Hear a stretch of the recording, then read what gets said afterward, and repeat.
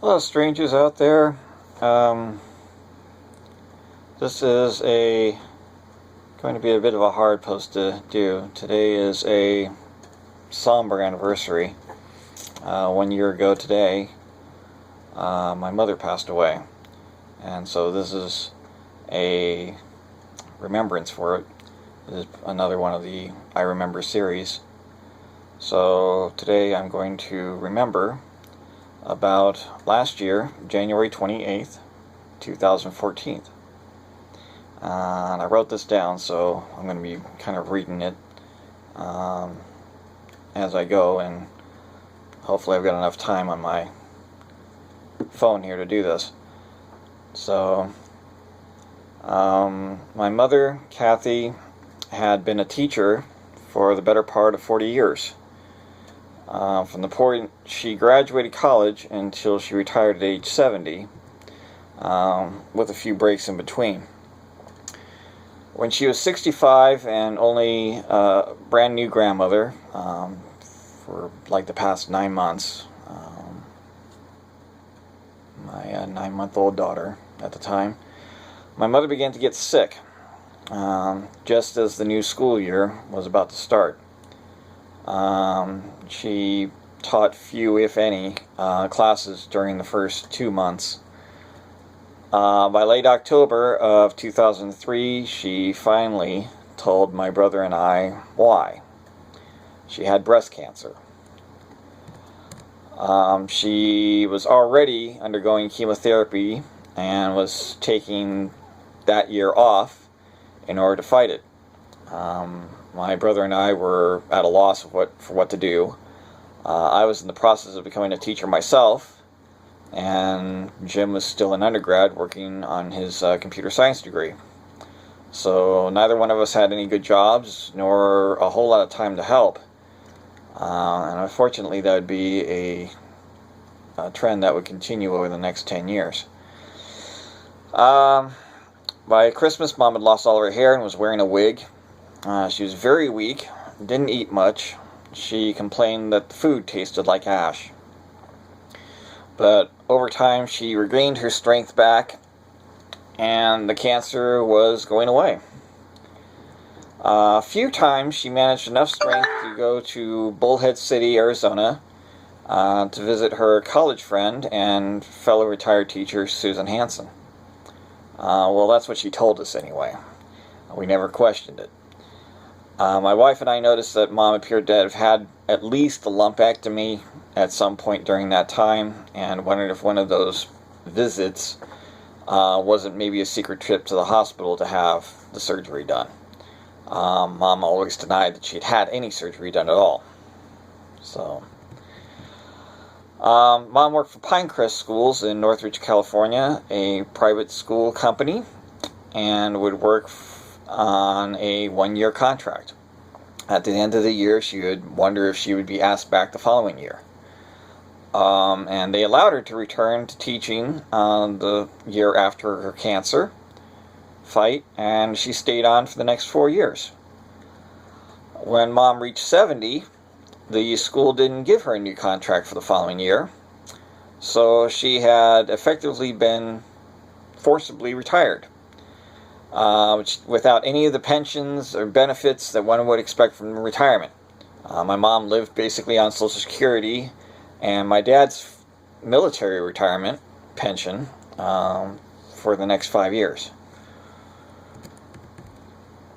But Mom threw herself into several activities to keep herself busy in retirement, not the least of which were the Lions Club, among several other organizations. She volunteered for everything she could. She would drive around several of her friends she'd made through those organizations to various appointments, doctor's appointments, take them to the airport, wherever. I joked about how at one point I was going to get her a magnetic sign for her car door that read Foster Care Taxi Service, using her maiden name. Around Thanksgiving of 2013, Mom went into the hospital for a checkup and for a barium test. She found afterwards that she was unable to digest anything soon after that, and that anything she ate would just basically sit in her stomach and fester. Often she would throw up the bile that was accumulating there. Very little was passing through her colon, and what did come out came in uncontrollable waves. So you can imagine. By Christmas, she was miserable and weak again, and we once again finally knew why. The cancer that we thought she had beaten had come back and had spread into her colon. The cancer in her colon had wrapped around the colon and was actually constricting it, such that very little could pass through. Apparently it was also inoperable, so we'd have to deal with the chemotherapy again and hope it'd be enough. At least once a week, my brother, who lived closer to Mom, would have to drive her to the hospital, sometimes for a stay of a night or more because of the cancer and the damages it was causing. To make matters worse, it was a bit cold for Southern California, during January particularly, and Mom left the heater in her apartment off. On the 26th of January, my brother Jim noticed how much weaker and sicker she had become and took her out to the nearest hospital in Simi Valley, rather to the Kaiser Hospital in Woodland Hills, 30 minutes away, that she normally went to. She was getting pneumonia. Jim called me to go to the hospital, and we began to take turns staying with her. Mom requested that she not be resuscitated should she take a turn for the worse at any time. Because of that, the hospital couldn't apparently put her on a full-blown ventilation system.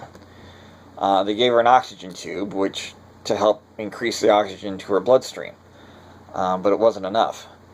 The next best thing they could do is put her on a forced air machine, which would blow air through a mask in her nose and mouth and fit over and blow air in. The mask was uncomfortable, and the air being blasted through it came at irregular intervals and irregular amounts. It would blow air for 1 second and then wait 2, then blow for 3 seconds, wait 1, blow 2, wait 2, and so on. Mom was so uncomfortable with that machine that she quickly began to hate it, despite the fact that it was doing the job of raising her blood oxygen levels to where they needed to be. I asked if the machine could be better regulated, but was told that it couldn't be. Mom was becoming exhausted from the illness, the medications, and the lack of sleep. And the irregular, noisy machine blowing air through an uncomfortable mask made her want to ditch it altogether, just so she could get some sleep. I'd gone home the night of January 27th, which would have been a Monday, leaving Jim to stay with her overnight. I'd had a debate with him over text messaging that night over whether it was right for us to keep Mom fighting through all of this, if we were being selfish about trying to keep her around longer, or if it might be better for her to just let her go and end her suffering. Jim indicated that Mom seemed to be getting better, and that she seemed to also want to stick around a bit longer. The next morning, I drove back to the hospital. I was in tears nearly the entire way. There was so many things that Mom had done for me, and by extension for my wife and my daughter, that I'd wanted to pay back in some tangible way. But due to all of the factors that had prevented me from getting any kind of steady, well-paying employment, I hadn't been able to do that yet. And it was looking very much like I would never get the chance. I entered the hospital to see Mom hooked up to that infernal machine and having a miserable time of it. She'd had hardly slept, and the machine was making sleep impossible for her. The doctor in charge there suggested that Jim and I look into hospice care for Mom, and contacted a lady about making the arrangement for us. Around 10:30, 11 o'clock in the morning, Mom had had enough of that machine and asked to be placed back on the regular oxygen tubes. And about sometime before noon, 11:30, noon, Jim helped Mom to a bit of applesauce and drank some protein shake, and then she began to nod off for some much needed sleep. The hospice representative arrived just after that, and Jim and I talked with her about Mom and how independent Mom was, and debating the idea of keeping her in her slum of an apartment or moving her to another hospice sponsor facility where she could keep her independence but still be monitored until she had kicked the cancer again, which we had hoped that we were pretty confident she'd be able to do. The talk that we had went on for about 20 minutes or so before the lady left us with some paperwork and some brochures. And my brother and I went back into Mom's hospital room. About 10 minutes later, the nurses ran in saying that Mom's heart rate had dropped from a steady, if high, 120 beats per minute down to 50. The oxygen tubes that she'd had weren't doing the trick, and Mom's brain hadn't been getting the oxygen it needed. It began shutting out and shutting down. And because of the do not resuscitate, there was nothing anyone could do. At 12:31 p.m. on January 28th, 2014, she was gone.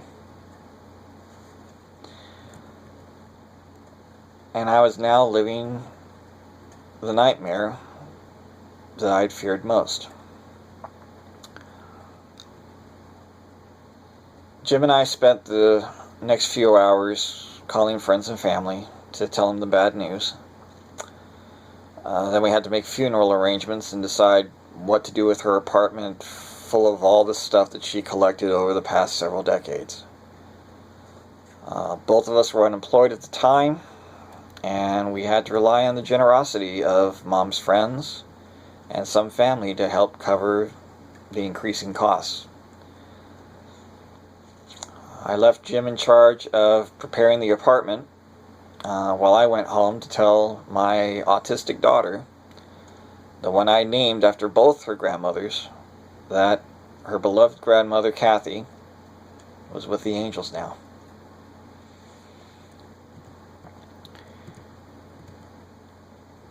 In addition to Jim and I losing our mother, my daughter lost a grandmother who had doted on her every chance she got and talked about her with her friends constantly. My wife also lost a dear friend and confidant, and a mother that she'd never really had. We had to struggle through that loss, each in our own way and often alone, mainly because we were each too wrapped up in our own grief to think about what the others were going through as well. While doing that, we had to organize, pack up or throw away, and then find a way to store all of Mom's stuff in 3 weeks' time.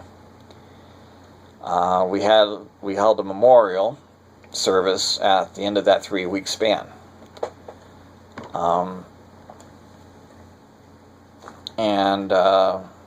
We recorded that funeral, so if by some chance you want to see it, I'm going to try to maybe see if I can throw it in over here as soon as I can figure out the video player. I'll throw it over there. If not, the link will be down in the description below. I was mainly reading this off a blog post. So if you didn't catch this, want to read it for yourself, that link will also be below. So anyway, thank you very much. If you like this, please hit the like button, subscribe, and we'll see you later.